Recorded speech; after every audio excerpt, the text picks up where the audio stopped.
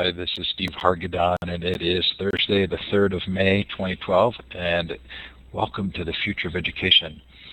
Our special guests tonight are Buffy Hamilton and Kristin Fontichiaro. Welcome to both of you. We're glad to be here. Thank you for inviting us. I'm really delighted that you are here. Because there are two of you, I will try and direct questions to each of you specifically so you don't feel like you're stepping on each other's toes. I didn't do a very good job there at the start, but I promise to do better. The Future of Education is a Web 2.0 Labs project, and we express our appreciation to Blackboard Collaborate for the use of this terrific room. Coming up, my slides haven't finished downloading yet. Tell me what's on the slide.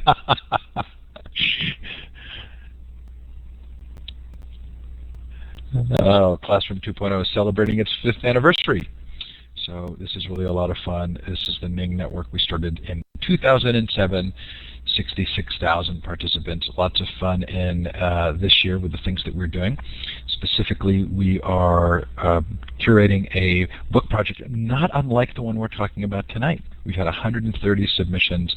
We're so excited we're publishing them all on the web, and then those that are the most popular, most downloaded, will be put into an actual book form, a physical book form, and that's very exciting for us. Okay, Peggy, what's on the next slide?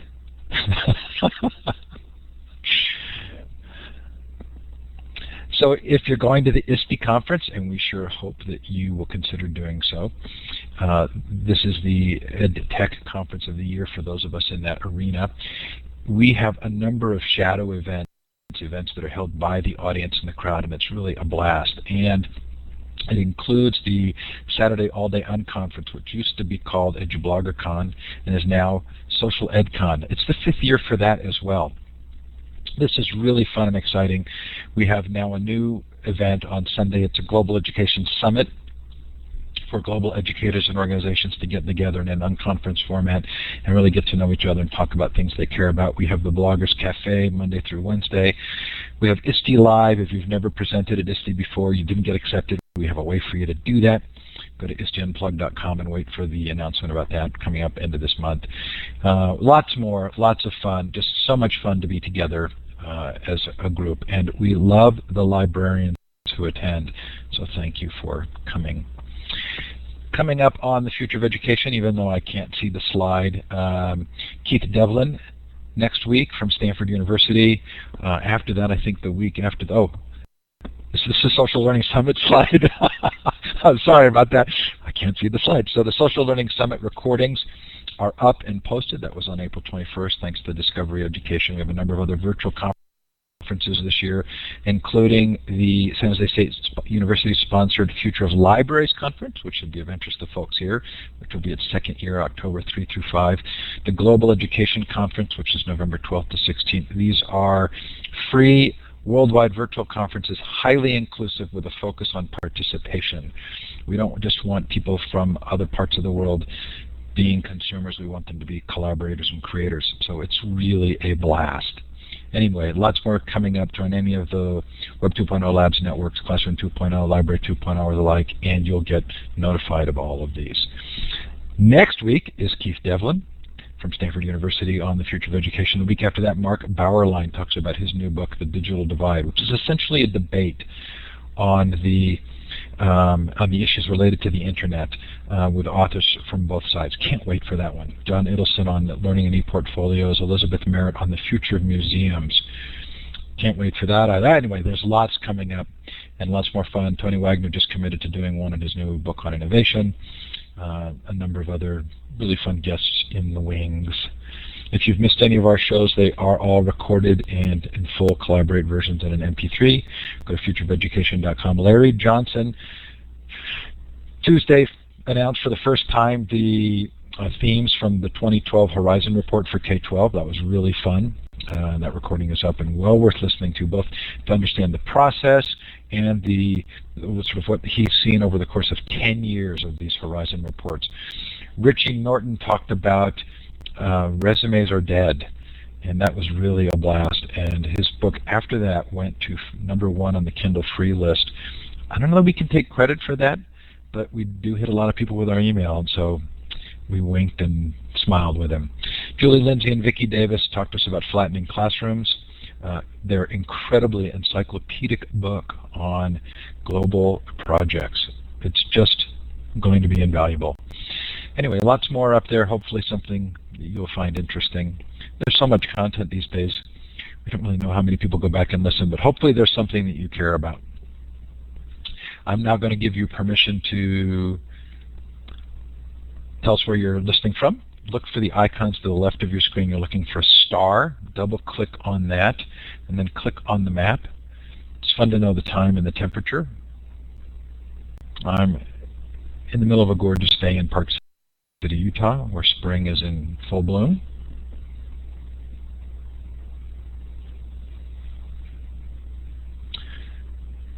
Love the worldwide reach. Australia, New Zealand, looks like Hawaii.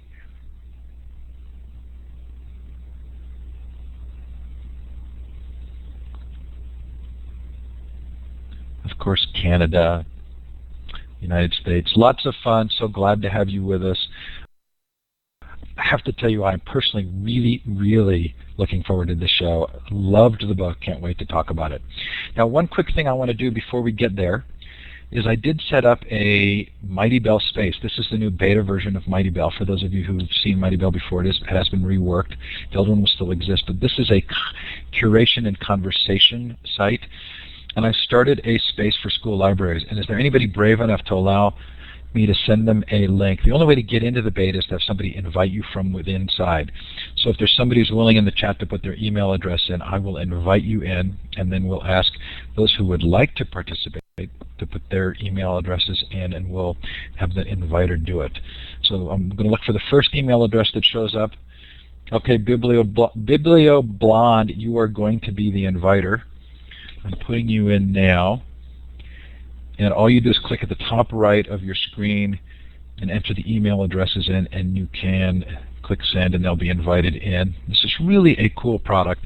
Full disclosure, I'm doing consulting for Gina like I did for Ning around education, but I really love this product and love the concept.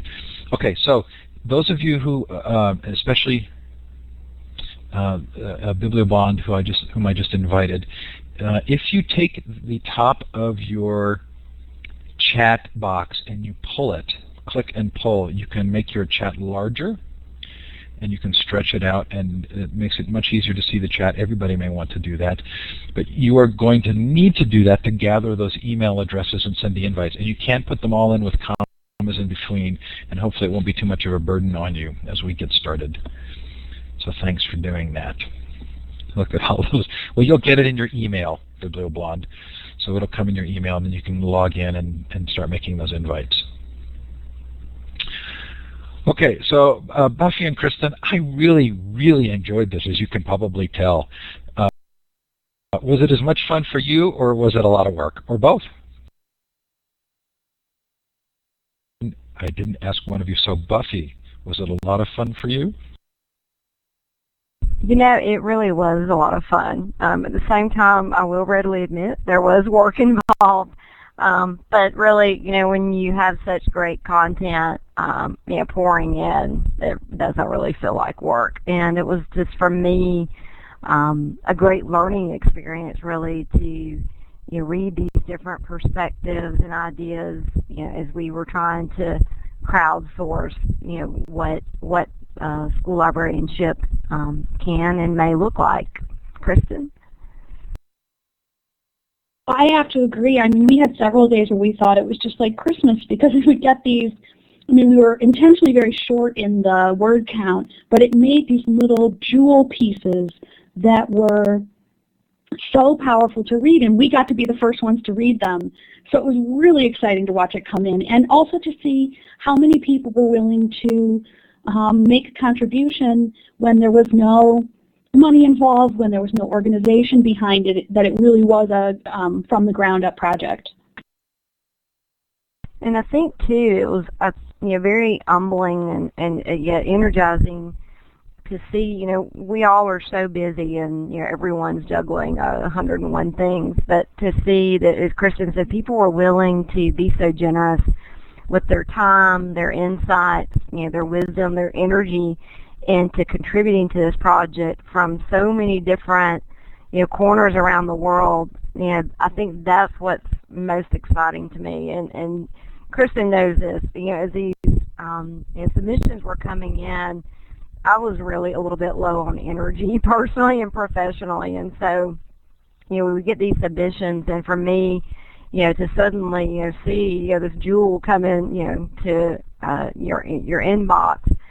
There were many days that the contributors gave me a great little lift or a pick me up, and so I'm just grateful that Kristin, who really is the genius behind this kernel of an idea, allowed me to be part of such an exciting project, and just to be connected with so many great practitioners out there in the trenches, as well as our folks who are in other corners of librarianship, and not necessarily schools, but teachers, professors, people from who all kind of share, I think, that common interest in, how do we, make libraries relevant, in this age, and again, what are the possibilities? That was just very exciting for me. There were several contributions where I just sat up and kind of wanted to shout yay, but there were others that weren't as interesting to me. I think you were pretty inclusive as well in terms of your willingness to include a contribution, right? Absolutely. One of the things that really motivated the two of us as we talked about this was that we didn't want this to be a collection of all the people who already get published talking about libraries. So we consciously made a decision that we would take every submission that came in unless it was mean-spirited.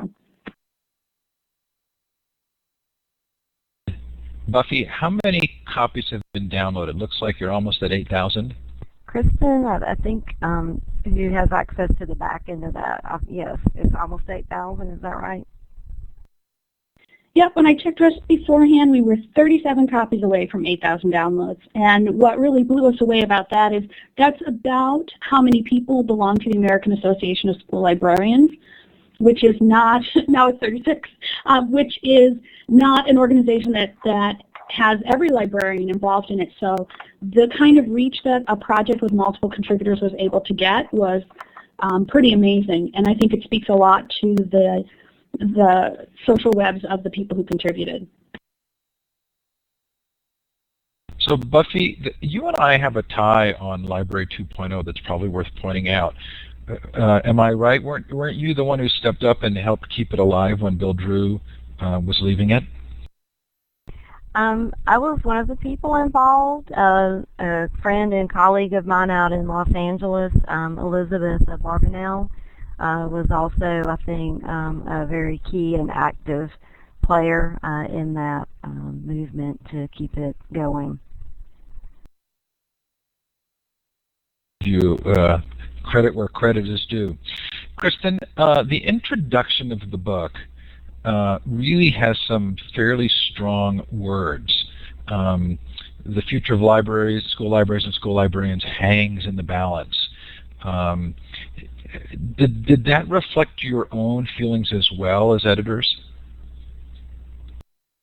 Certainly part of the motivation for why we did this project, and in part because the American Association of School Librarians meets every other year, and this was going to be a conference year, we certainly felt, as we were thinking about this, that we were very close to a tipping point. We've seen what's happened in states like California and then Arizona. I'm in Michigan, where the number of school librarians has dwindled quite a bit. And although I would say the majority of the cuts come from the fact that we're in a national recession and that those states have been hit much harder than some others, it certainly was. But if I remember right, that comes from David Lankes's introduction from Syracuse University. And I think that what was heartening about that was that he is a professor who has mostly looked not at school libraries. And so it was great to have that outside perspective, seeing that that was indeed the case, that it wasn't just our imagination, that was what was happening.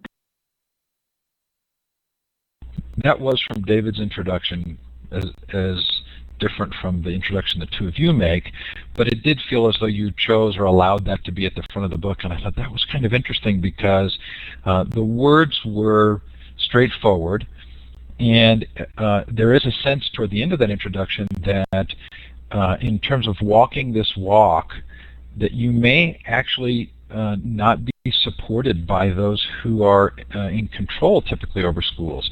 And people may not understand the degree to which this message of learning and empowerment may actually be in opposition to the testing situation.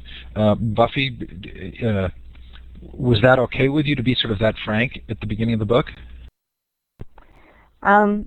We actually expected, yes, that David would be that frank, and honestly, that's one of the reasons, why we invited him. And I think many of you in the audience know, in full disclosure, David's someone who's really influenced my thinking tremendously, and I think probably many of us in the audience.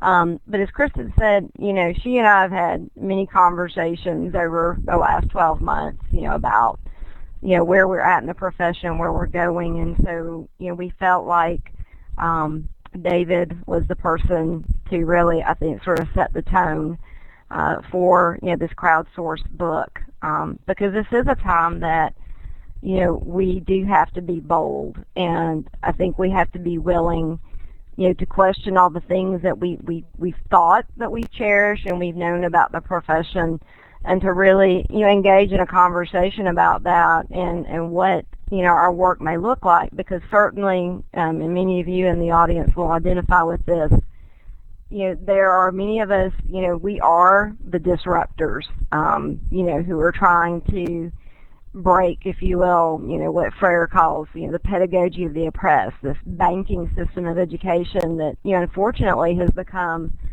so insidious, under No Child Left Behind and now Race to the Top. We know that the possibilities for school are so much more than, these standardized tests. But we find as librarians, because we are advocates for intellectual freedom and for inquiry-based learning, that's in direct opposition to what, this new culture of schooling values. And so, when you're working closely with teachers and you're involved in instructional design for lessons and research projects, that really are more project-based learning and, valuing inquiry and participation from students, that sometimes then is seen as a threat, not only by your administrators, but sometimes by other teachers, because there's such a culture of fear about test scores. And, what if we don't stay on the calendar? What if we're not teaching to the test? Then suddenly our shiny numbers on paper, are in danger. And so when you're the librarian and you're advocating for different ways of learning, honestly, there will be people who want to silence you because they see you as an agitator and maybe not being a team player because you're not acquiescing to this culture of testing that I think just really devalues and marginalizes so many children in grades K through 12. So David, we know, is very fierce and bold, and so we were very appreciative of his time and the contribution that he made. I thought it was the perfect opening to the book. Kristin, so I love that answer from Buffy. As I read through the book, I felt as though it kind of exists at two levels. One is this sort of rallying cry to the choir of the value of the librarian, so perfectly suited to make a difference right now because of the internet, and that librarians have always had the opportunity to play this very unique role in terms of helping people become thinkers. And yet at the same time, it seems like there's sort of a shadow message in the book, which is we may have to convince our own fellow librarians about this in addition to convincing teachers, administrators, and parents. Is that true? That's certainly the legacy of the past 24 or 25 years. The idea of a librarian as an instructional partner, an instructional consultant, or an instructional peer with classroom teachers has been on the books for at least 24 years. And I think one of the difficulties we face, and Buffy talked about this on her blog a while ago, is how do we define librarianship, and how do folks who maybe aren't part of a professional community of librarians define their role as a librarian? and how do the outside folks communicate it? So we hear stories of classroom teachers who say we want to be librarians, and their principal says, why would you throw your career away like that? So definitely there is tension inside the profession, and there's tension outside the profession as well.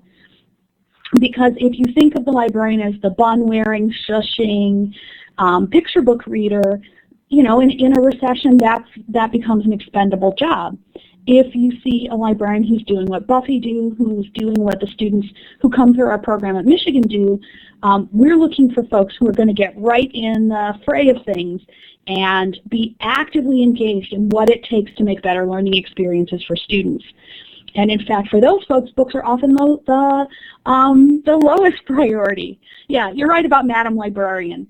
And, you know, there's even discussion, is librarian the right term? I think in some school districts, if we went in and said, we think you should have someone who is embedded in the school, who knows students, who knows the curriculum, who knows pedagogy, who knows how information resources work, and can help you tame this crazy tsunami of the web, they would say, oh, we want that person.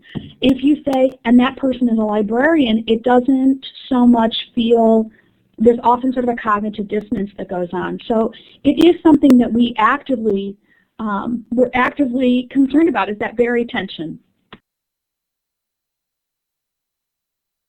Buffy, as you think about the changes we've seen in the last 5 years, especially with Ning and the other technologies that have allowed practitioners to gather together and begin the process of redefining their profession internally, are you seeing that make a big difference for where and how discussions take place about libraries and librarians?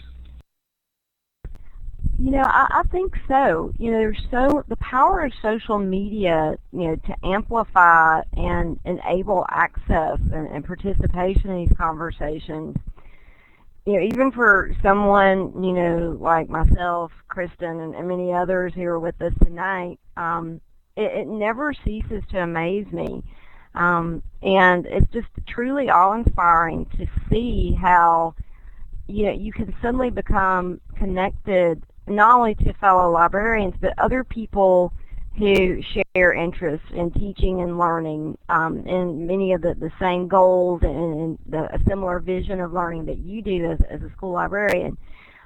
It really, I think, provides just so many points of access, and, you know, it's out there, it's free, and I think what's really exciting to me is that, you know, 5-10 years ago, these are voices that would not have been heard, and that it's empowering in the sense that, you know, I think that for many people, as they do become connected, you know, they suddenly realize, wow, here's one way that I can participate. You know, maybe participating through a traditional means like a local or a state or a national organization might not be the best fit for them, but they can suddenly participate anytime, anywhere through Twitter or Facebook or through a Ning, or through a webinar like this.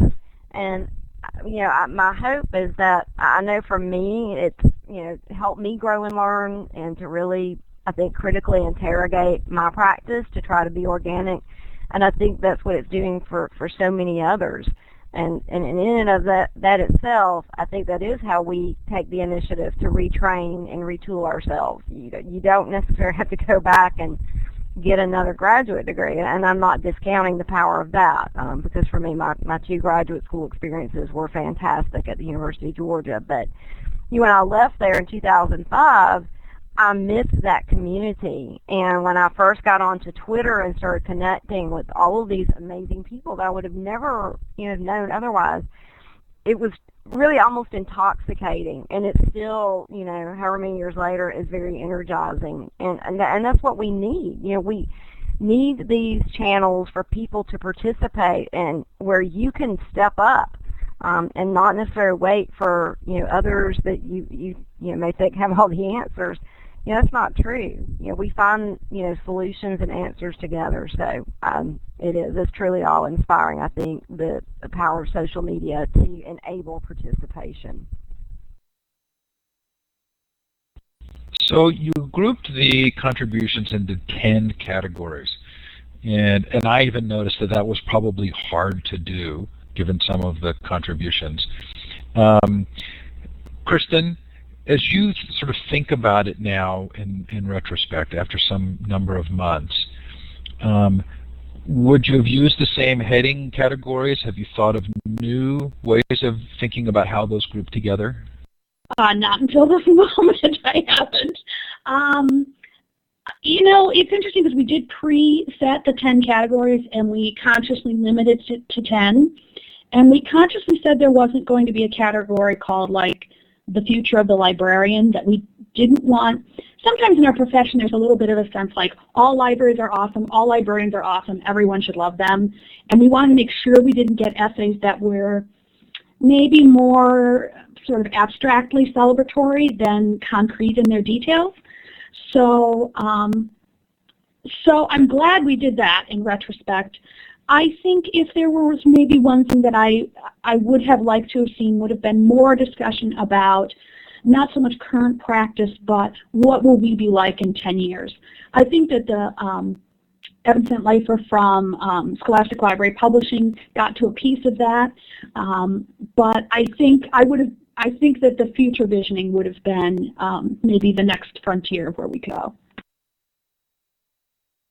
I pulled out several of the chapters that to me I would have identified what I would call the learning agent, or the learner as agent, where the learner's sort of in charge, and the theme of how libraries have created that environment. And there's a chapter called The Library's Last Stand, and one called The Last Hope for Preserving American Democracy. And you know, those are sort of dramatic titles, but they spoke to me about something really inherently valuable about the relationship between the adult and the student. I'm calling it the learner as agent. What would you call it, Buffy? And does that occur to you as well as kind of a theme in the book? Yeah, I think so to some extent. You know, right now I'm not sure if, you know, what else I might call it. That's a good question.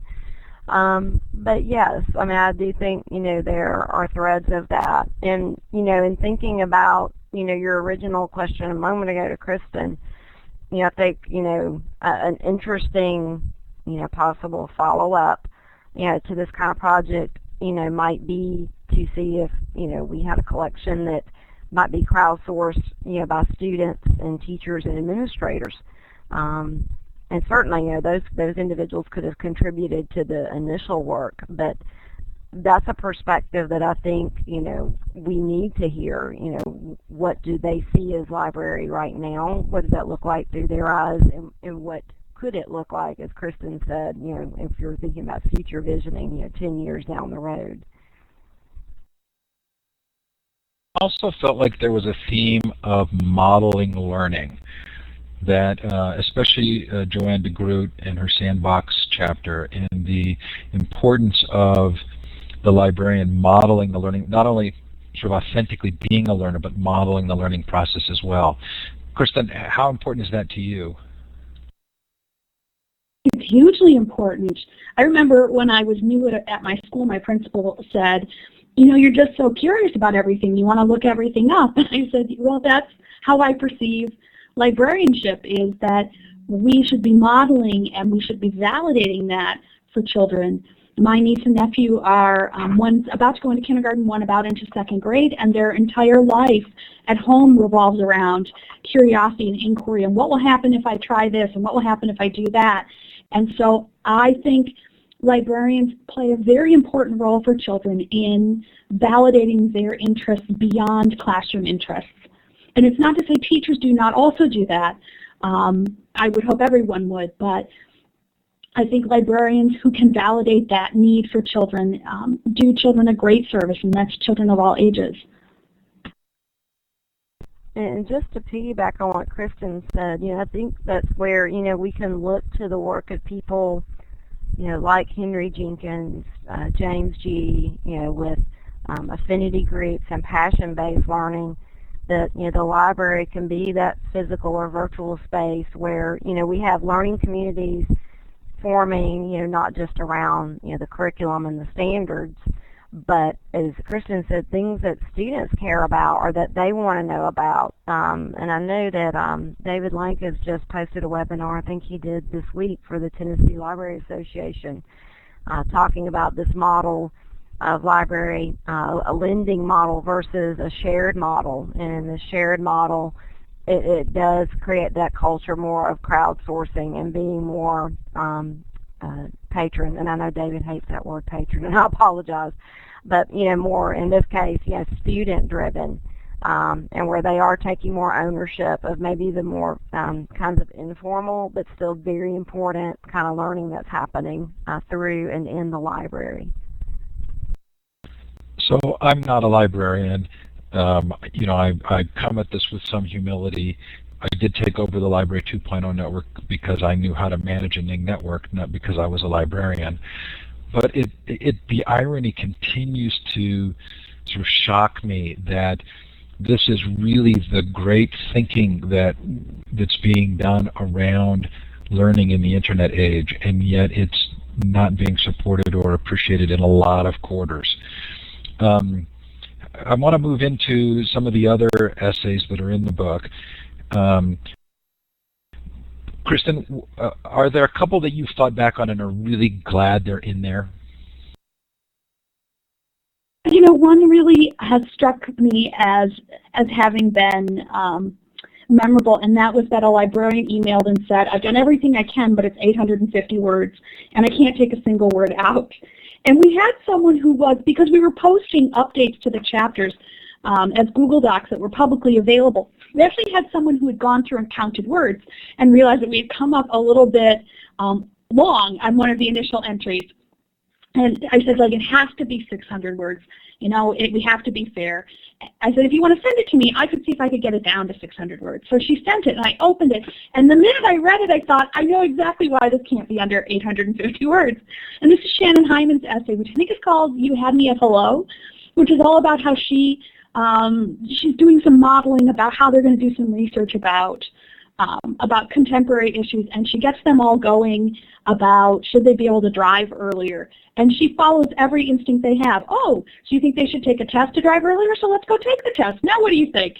And it was the energy just pulsed off the page. And eventually we got it down to 600 words. And then she said, oh, I'm so glad because I've never written before. And I thought, how amazing that we did this sort of project, again, not affiliated with any institution, and it brought out a voice like this, a voice that has been so resonant for me, and my students use essays out of this book, and it's been resonant for them too. And I thought this was a major reason why we wanted to do this book. One is we really felt like librarians were starting to feel sort of panicky about ebooks and feeling kind of victimized by the way that the licensing is currently going, and we wanted them to see it as really being about, you can be a publisher as a librarian. Here's how easy it is. And we didn't spend any money doing this project. And the other was, we thought that we do feel there are really critical issues facing librarians. We have, as you said, this disconnect that we have all this discussion of how kids are interacting in the digital age and what are the pieces to that puzzle. And we have people who want to be part of that in K-12 schools, and the employment doesn't quite match the need. So for me, that was the one that really kind of stuck. There were also two others. One was another author who had never contributed, Mrs. Beverly Rana, who talked about going to Sierra Leone and working with classroom teachers to build print collections, because I thought that gave us a really good sense of, and again, a first-time author, but a sense of, okay, America and your first world problems, like this is what libraries mean in places where there is not the ubiquity of information access that we are sort of used to in the U.S. So that one was very special, and of course, I have a few of my students are in the book, so that was really special as well, because whenever I do a project that has people from many parts of life in it, that is so much more fun to me than just sort of going out. I'm the only school librarian in the information school here. So I go it alone a lot, and it's much more fun to go it with people I know, and it's so fun to watch this conversation and for us to recognize names of people we have collaborated with but never met, or people we have collaborated with and met, and that's been, so all of that energy together has been really exciting. So, okay, so that's the end of my answer. I just read Peggy George's comment about imagine the conversations you could have around every chapter in this book, and I had this brainstorm. Is there a name? You're certainly welcome to use Library 2.0, but you may have another favorite one, where you could actually ask the authors to post each of their contributions as a forum discussion to allow conversation around them. That would be fun. Buffy, what about you? Do you have some favorites? Oh, wow. I don't know that, I mean, they all, I think, had meaning for me in some way. But I think the one that maybe resonated with me the most was the one from Wendy Stephens. And I think because what Wendy was really getting at in her essay or her submission was really about, the library and critical pedagogy. And that's something that's, I think, very close to my heart. And it was so moving, I think, for me on a professional and personal level. That was the one, I think, that stood out for me personally. So the first section in the book is learning, and I love that you started with learning, and I'm guessing that was a pretty conscious decision. And I really liked the Shannon Hyman's as well. And the whole idea of using the existing media to engage and to actually sort of mirror that practice with students, which again felt to me like a theme in the book. You go then to who and what we teach, emerging in multiple literacies, and then gaming was fascinating for me, especially Neil Krasnov's on chess. Did either of the two of you shepherd the gaming section, or did you work on it together, Kristin? And maybe tell us a little bit about how those fell out. It was completely at the choice of the contributors. There were different Google Forms depending on what topic you were interested in. So and I think that was actually a section that could have been developed even further. I agree with you. I really like Neil's essay. And he's a great blogger as well. And yes, he is at Dallas ISD. He's at the high-tech high there. He's one of the very few librarians who works in a high-tech high. And what I also think is interesting is one of the contributions came from a furniture supply company. We have a library furniture vendor here in Ann Arbor, and I sort of cold called and said, we're working on this. Would you consider contributing? So I really wanted us to recognize that everybody has a stake in school libraries, including vendors who are often left out of that conversation, but who often can cross-pollinate ideas across libraries in powerful ways. I did enjoy hearing from a vendor. He's a furniture vendor, as I recall. Kimberly Hirsch talks about learning in a social context, which really spoke to me. So then when I got to the reading section, I really expected more on social reading, and maybe I didn't read it closely enough, but it feels to me like this is a huge topic right now. And Buffy, I'm also curious about the fact that reading itself has been suspect in different time periods. What's happening now with the internet with regard to reading, and how do you think things will change, and how do you think they won't? Yeah, that's a great question, and I think obviously the answers remain to be seen as time passes and research I think emerges. But at the end of the day, reading is such a very personal thing, and I think one medium or one way that may work great for one person might not be such a great fit for another, and I think that's why we have to be conscious of that when we're thinking about our collections and avenues of access to different kinds of text, whether it's informational, fiction, whatever the genre might be. And also, too, thinking about the needs of children as readers. I think some people very much enjoy those social aspects of reading. They might enjoy, being part of a book club, or maybe they're networking with others through Goodreads or annotating their notes maybe, in Kindle. But for other people, they may prefer a much more solitary kind of reading experience. And so, I think that as librarians, that's sort of what I guess I'm keeping in mind. But certainly, trying to provide access to text in as many formats as we can. And for me, different kinds of learning needs, I think, has to be our focal point, and respect the needs of those readers, and not necessarily try to force or pigeonhole children into one medium or container. Kristin, what are your thoughts on that? Yes, we're at a moment of typing something. Come back to me in a minute. Peggy, I think, gets the award for light bulb ideas of the day. She's saying, could the chapters be made into audio podcasts? And I also love their idea of putting them somewhere where there could be conversation. Would be delighted to do that for you in Library 2.0 or support you somewhere else. But for me, that would be a really interesting experiment in social reading, which is the ability to hold that conversation around the topics. I know that I'm doing much more reading than I ever have, and my family is as well, by virtue of having access to books both electronically and physically.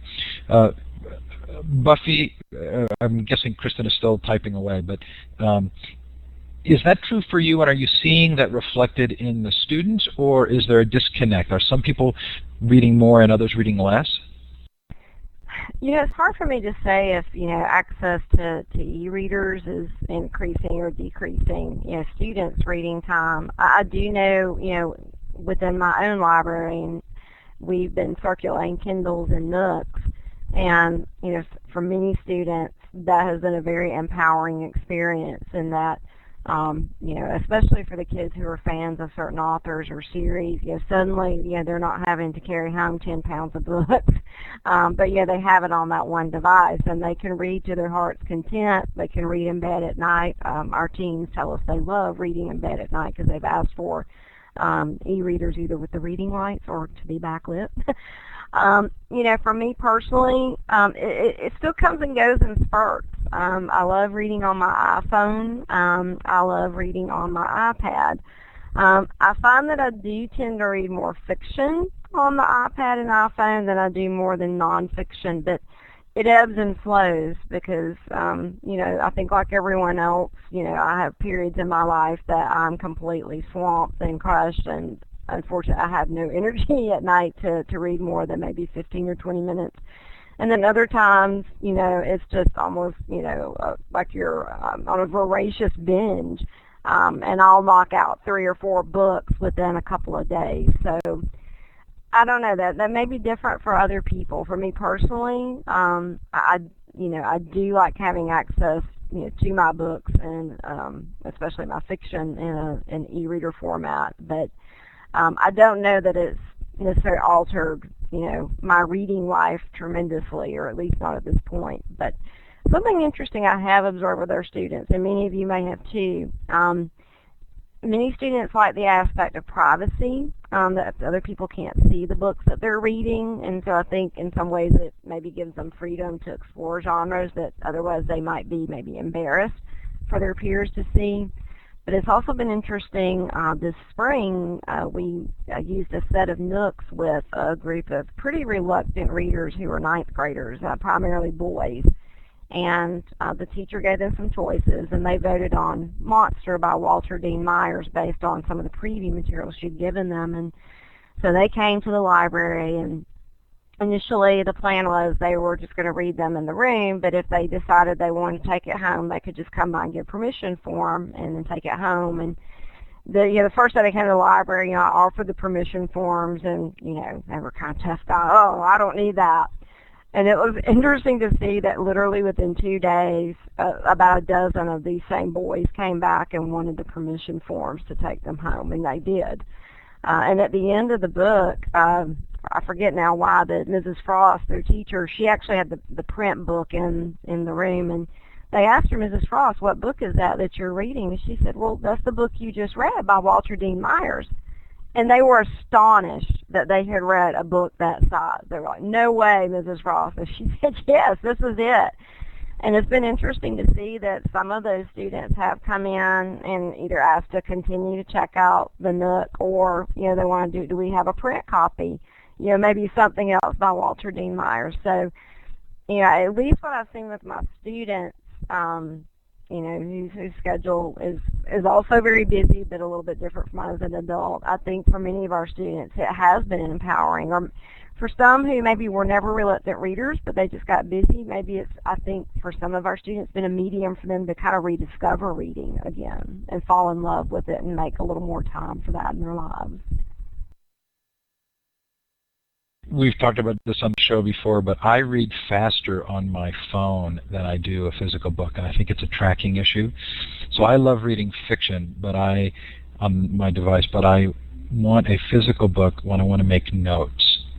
And so there's a big distinction for me. I've also read something recently that the lighting that you get from these devices, I guess maybe not a Kindle, but some of the other devices, actually makes it harder for you to sleep. So they don't recommend using them before bed. I want to go to Q&A, which I'm not really very good about usually, but I want to make sure people can ask questions. We have a good audience and lots going on there. Before we do, Kristin, Kathy Jo Nelson wrote a post called a chapter called 10 Reasons a School Librarian and Certified Librarian Are Vital to Schools. I loved it, and I was interested in one thing that was missing for me. Now again, not being a librarian, but having been influenced by librarians, it feels to me as though the librarian has a unique opportunity to build a relationship with a student which is less compulsory or compliance-oriented and much more kind of a relationship of empowerment and agency. Am I building that up to be too much, or is that something really unique to librarians? I think it's easy for us as librarians to say that we are the people who do that. I think that's where, we talked about Bill Ferreter in the comments, he's really pushed back on that. And because I spend most of my time with librarians, but I also go over to the School of Ed and I work with pre-service teachers there, it's very clear they feel the same way about students and empowerment that we do. So I think what the difference is the kinds of constraints that teachers are feeling and the kinds of anxieties that they're feeling. I mean, clearly we spend more time in the information space, so it's often faster for us to find information than it may be for a classroom teacher. I want to be cautious about saying, though, that teachers don't have it. I think that's actually what is upsetting teachers quite a bit, is that they're not able to use their sort of emotional intelligence as much as they'd like to in their work with kids, and that is really being stripped out because numerical data seems to be the only currency that matters right now. And I think okay, so we have. Oh, go ahead, Buffy. Go. Yeah, I was just gonna echo what Kristin said. I think whatever role or whatever title, if you will, that we carry in our schools, librarian, classroom teacher, counselor, administrator, graduation coach, whoever it is, I think, establishing positive relationships, with students, is essential in any of those, learning spaces that, if you don't gain their trust, then really, it's difficult, I think, to create a learning environment that's going to be meaningful for them and where they feel like, they can take risk as learners. And so, I think everybody struggles with that. We're seeing larger class sizes, as Kristin said, in many places, learning has become so quantified, if you will, that I think educators in general feel like that is being squeezed out. But I think there are ways that we all, whatever our role is, that we can work together as a team to give children that emotional space, if you will. So yeah, I don't think that's a unique kind of thing that we necessarily own or should own by any means. I'm laughing at some of the chat comments because we're robots now. Okay, so we do have some time here for Q&A. If you have a question for Buffy or Kristin, would you feel free to put it in the chat or to raise your hand. To raise your hand, you click on the third icon over at the top of the participant window, and I'll give you the microphone. If you put a question in the chat and I've missed it, which is quite likely, feel free to post it again. I apologize for that, but it's hard for me to catch everything that's there. So while we're waiting, Kristin, in the final section, there's a collaboration section, and there's a section on professional learning. And I loved Erica McWilliams' I think she's quoted in one of the chapters as talking about the concept of flock mates. That would be sort of your personal learning network. That was the first time I heard that phrase. Is that a phrase that you've used before? She wasn't one of our American contributors, so I assumed that it came across one of our many ponds to get to us there. But that's actually one of my favorite sections, too. It was originally going to be two different sections, one on learning networks and one on professional development, and it made sense as the book went on to put them together. Buffy, Hamish wants to know what's yet to come. I guess, what are you working on now? Well, that's a timely question for me. For me personally, our district is undergoing library staffing cuts.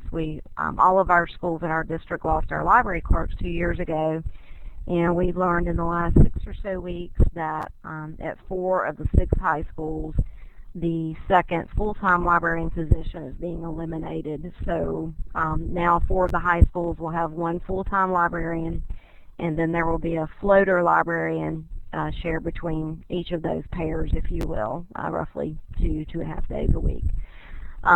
So, that obviously means that there has to be a conversation, with our faculty and our administration about, what's going to change and where do our energies need to go. And that's actually a very lengthy conversation I just had with my new principal yesterday for about an hour and a half, which was very exciting for me to see that, we're on the same page and making sure that my time and energy is put into the things that have the most impact on student learning, and that is my role as an instructional partner in the building. And so for me, what initially seemed like a very bleak and quite frankly kind of depressing kind of scenario, I'm really now starting to see it as an opportunity to rewrite my job description and to maybe be liberated in a way by this, to be able to now devote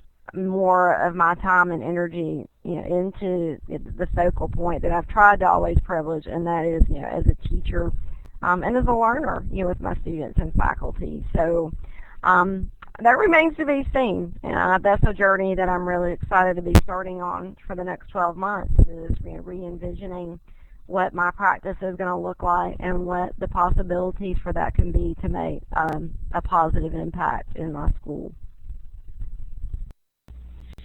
Kristin, has anybody, in the collection development section, I meant to bring this up, has anybody experimented with crowdsourcing and tagging as a way of producing a collection index on a library, more than just the educators re-indexing or reconfiguring, but actually having an active system for tagging?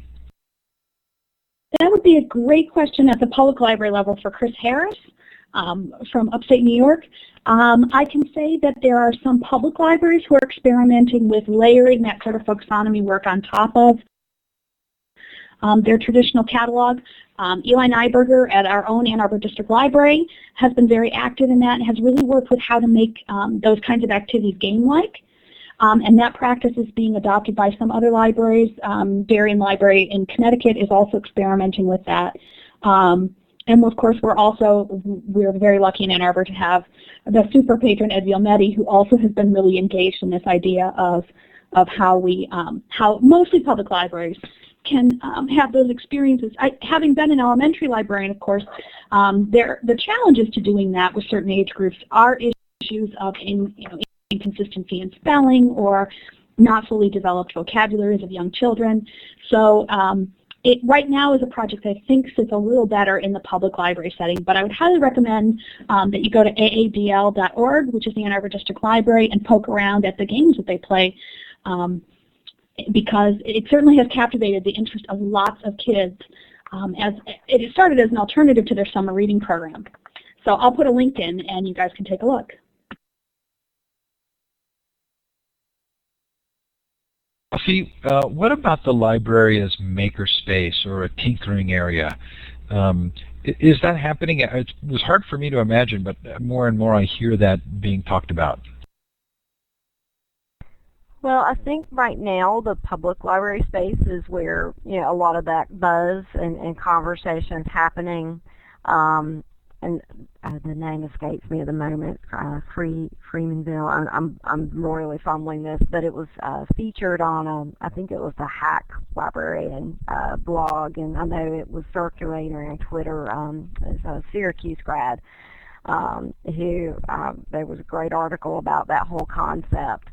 I think the U Media Lab in Chicago, the Chicago Public Library, even though it's a little bit more sort of digitally oriented, is also a library space that's focused on, I think, tinkering and creating content. And so I think this is kind of goes back to something you asked earlier in the conversation tonight about social media and networking and learning with other librarians. I think it's important that we don't stay in our own silo of just school librarians, that you do need to diversify your network. And I'm especially grateful to be connected to a lot of our special public and academic librarian colleagues who, even though they're in different contexts, a lot of their practices, ideas that I borrow and try to translate into how it could look in the school library, and vice versa.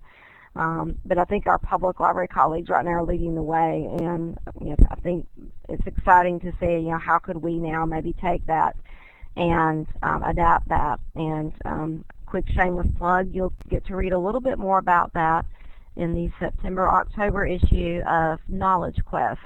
We have someone writing for us for that issue who will be talking about participation in library as makerspace.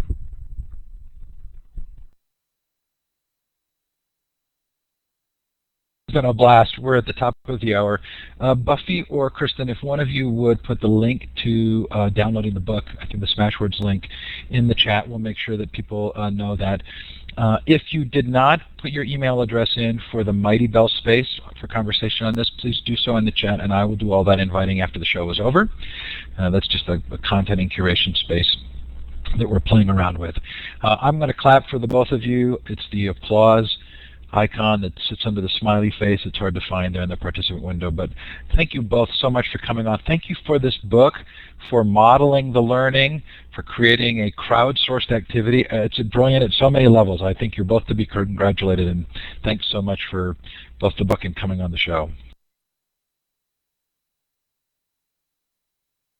Thank you for inviting us, Steve. We appreciate it. We want to say a special thank you anytime we do any kind of contributed volume. There are editors who get their name on the cover, but the real guts of the book come from the contributors. And there are people in this chat who have contributed to this book or to other projects that make it possible. So we're so grateful. Thank you so much, everybody. Thanks so much. That was a wonderful hour. Loved the book. Loved the guests. School libraries, what's now, what's next, what's yet to come. Thanks for joining us tonight. I'm going to turn the recording off, and we do have to kick you out of the room for the recording the process, but that recording will be up tonight or tomorrow morning.